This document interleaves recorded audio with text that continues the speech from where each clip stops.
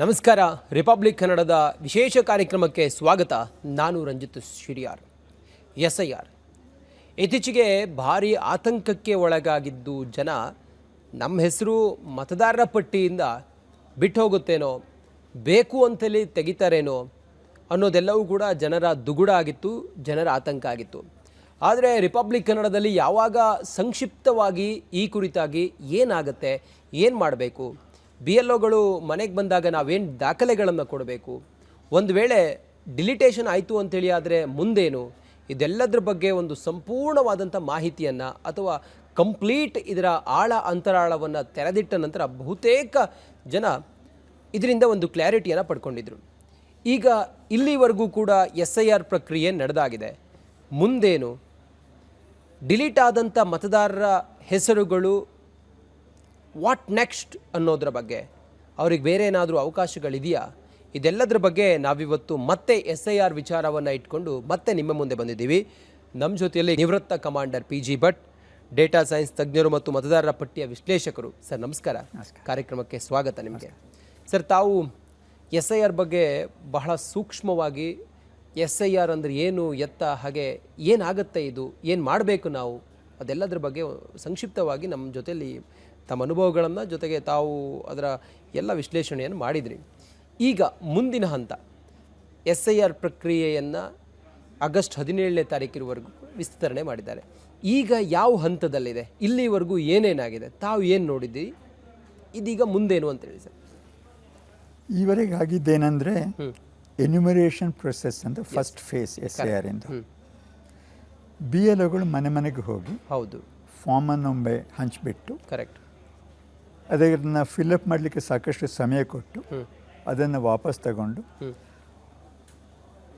ಪರಿಶೀಲಿಸಿ ಆ ಮತದಾರರನ್ನು ಮತಪಟ್ಟಿಯಲ್ಲಿ ಉಳಿಸಬೇಕಾ ಅಥವಾ ಸಂಶಯಾತ್ಮಕ ಆಗಿದೆಯಾ ಅಂತ ನೋಡೋದು. ಹೌದು, ಎಲ್ಲಿ ಮ್ಯಾಚಿಂಗ್ ಆಗುತ್ತೆ, ಸಂಪೂರ್ಣ ಮಾಹಿತಿ ಇದೆ, ಇವರು ಅಧಿಕೃತ ಮತದಾರರು, ದೇಶದ ನಾಗರಿಕರು, ಅವರನ್ನೆಲ್ಲ ಉಳಿಸಲಾಗಿದೆ.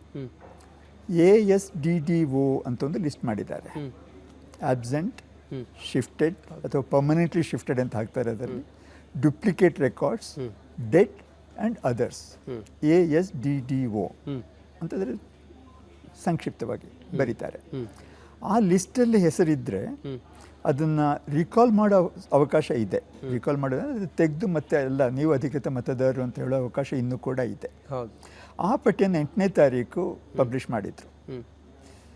ಅದು ಪಬ್ಲಿಷ್ ಆದಾಗ ನಮ್ಮ ರಾಜ್ಯದಲ್ಲಿ 1 ಕೋಟಿಗಿಂತ ಜಾಸ್ತಿ ಜನರ ಹೆಸರು ASDDO ಲಿಸ್ಟಲ್ಲಿ ಇದೆ ಅಂತ ತುಂಬ ಗಾಬರಿಪಟ್ಟರು. ಅದು ಬೆಂಗಳೂರಲ್ಲಿ 48% ಜನರದ್ದು ಹೆಸರು ASDDOನಲ್ಲಿದೆ ಅಂತ ಬಹಳ ಆತಂಕ ಆಯಿತು.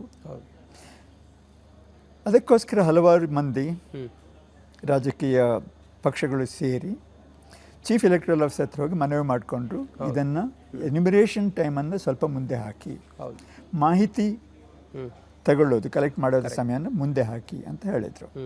ಹಾಗಾಗಿ ನಮ್ಮ ಪೂರ್ತಿ ಈ ಕಾರ್ಯಕ್ರಮ ಪ್ರತಿ ಹೆಜ್ಜೆಯನ್ನು ಮುಂದೆ ಹಾಕಲಾಗಿದೆ, ಪ್ರತಿ ಘಟ್ಟವನ್ನು. ಈಗಿನ ತಾರೀಕು ಪ್ರಕಾರ ಎನ್ಯುಮರೇಷನ್ 17ನೇ ತಾರೀಕು ತನಕ ನಡೆಯುತ್ತೆ. ಅಂದರೆ ಅದನ್ನು ಸರಿಪಡಿಸ್ಕೊಳ್ಳೋದಕ್ಕೆ ಪೂರ್ತಿ ಅವಕಾಶ 17ರ ತನಕ ಇದೆ. ಯಾರ್ದಾದ್ರೂ ಹೆಸರು ASDDO ಲಿಸ್ಟಲ್ಲಿ ಬಂದರೆ 17ನೇ ತಾರೀಕುವರೆಗೆ ಅವರು ಏನೂ ಹೆಚ್ಚಿನ ಆತಂಕ ಇಲ್ಲದೆ BLO ಮೂಲಕ ಅದನ್ನು ಸರಿಪಡಿಸ್ಕೊಳ್ಬೋದು. ಅದು ಒಂದು.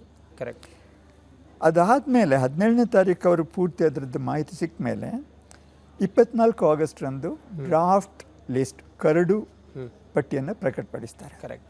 ಆ ಕರಡು ಪ್ರತಿಯಲ್ಲಿ ನಮ್ಮ ಹೆಸರು ಇರಬೇಕು. ಅದರಲ್ಲಿ ಹೆಸರು ಇಲ್ಲ ಅಂತಾದರೆ 23 ಸೆಪ್ಟೆಂಬರ್ ತನಕ ನಮ್ಮ ಹೆಸರನ್ನು ನೋಂದಾಯಿಸ್ಕೊಳ್ಬೋದು. ಪೂರ್ತಿ ಮಾಹಿತಿ ಇದ್ದರೆ ಫಾರ್ಮ್ 6 ಅಂತ ಇರುತ್ತೆ, ಅದನ್ನು ಆನ್ಲೈನು ಮಾಡ್ಬೋದು ಅಥವಾ ಪ್ರತಿಯನ್ನು BLO ಕೈಗೂ ಕೊಡ್ಬೋದು.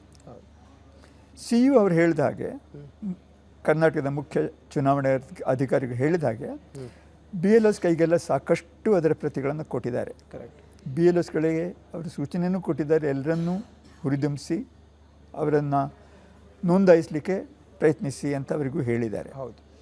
ಹಾಗಾಗಿ ಎಲ್ಲಾದರೂ ನಿಮ್ಮ ಹೆಸರು ಮತಪಟ್ಟಿಯಲ್ಲಿ ಇಲ್ಲ, ಡ್ರಾಫ್ಟ್ ರೋಲಲ್ಲಿ ಇಲ್ಲ ಅಂತ ನಿಮಗೆ ಗೊತ್ತಾದರೆ 24 ಆಗಸ್ಟು ಮತ್ತೆ 1 ತಿಂಗಳು ಪೂರ್ತಿ ಇದೆ ನೋಂದಾಯಿಸ್ಕೊಳ್ಳಿಕ್ಕೆ. ಕರೆಕ್ಟ್. ಹೀಗೆ ನೋಂದಾಯಿಸಿ ಸರಿಯಾಗಿ ಮತ್ತೆ ಸಾಮಾನ್ಯ ಅದರ ಪ್ರಕ್ರಿಯೆ ಇರುತ್ತೆ.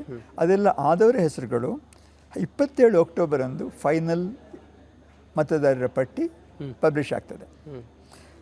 ಸೊ ಇದೊಂದು ಕಾರ್ಯಕ್ರಮ SIRದು. ಹೌದು. ಆದರೆ SIR ಆದ ಕೂಡಲೇ ಇದರಲ್ಲಿ ನಮ್ಮ ಹೆಸರು ಸೇರಿಸಿಲ್ಲ ಅಂತ ಆದ ಕೂಡಲೇ ನಮ್ಮ ಹೆಸರು ಯಾವಾಗಲೂ ಹೋಯ್ತು, ಇನ್ನು ನಮಗೆ ಜೀವನಾದ್ಯಂತ ಮತದಾರರ ಪಟ್ಟಿ ಸೇರೋ ಅವಕಾಶ ಇಲ್ಲ ಅನ್ನೋದು ತಪ್ಪು.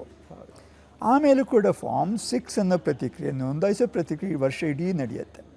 ಎಲ್ಲೋ ವರ್ಷದಲ್ಲಿ 1-2 ತಿಂಗಳದು ನಡೆಯೋದಿಲ್ಲ, ಏನೋ ಮೇಂಟೆನೆನ್ಸ್ ಪೀರಿಯಡ್ ಅಂತಾರೆ ಡಾಟಾಬೇಸ್ಗೆ. ಆದ ಕಾರಣ ಯಾರೂ ಗಾಬರಿ ಪಟ್ಕೊಳ್ಬೇಡಿ. ಸೊ ಈಗಿನ ಹಂತ ಏನಂದರೆ ASDDO ಅಂದರೆ ಯಾರು ಅಧಿಕೃತ ಮತದಾರರು ಇಲ್ಲದೇ ಇರಬಹುದು ಅಂತ ಊಹೆ ಪಟ್ಟವರ ಪಟ್ಟಿ ಪ್ರಕಟ ಆಗಿದೆ.